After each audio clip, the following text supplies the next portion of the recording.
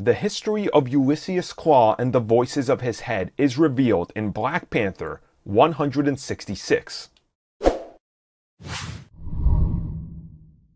So as we get into Black Panther 166, we open up with a flashback to then.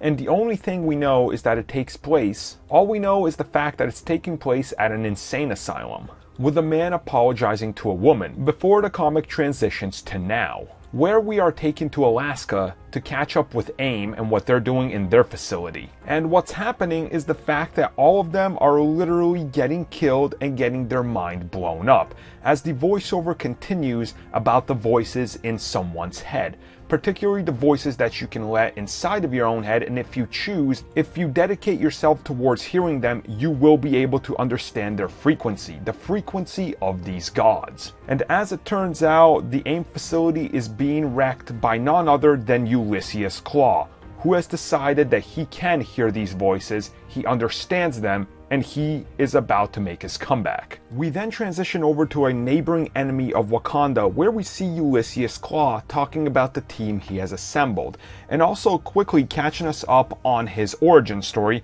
which they politely tell you to go check out Marvel Unlimited, Fantastic Four issue number 55, if you want to get the full story. But I think they do a good enough job here just kind of telling you the basics. As it turns out, Ulysses Klaw is using all of his team to try to amplify his powers and fully come to understand the reach of the extent of his powers. And as you might have guessed, he's still after the same exact thing he's always been: more vibranium. Another flashback then takes us to the little boy and the girl Julia talking about the voices inside the head. By now you should already know who this little boy is, and he seems to be very, very upset. As it turns out, they've forcefully taken the voices from his sister's head. As he says, "Father, let the doctors cut the voice out of your head." As the comic continues, we see the two of them. We see as they're together and what they've done since that moment where the voices were removed from her head. And something isn't quite right. We then see Ulysses Klaw as he's able to blast apart whole platoons and squadrons of soldiers, not caring, not having any remorse.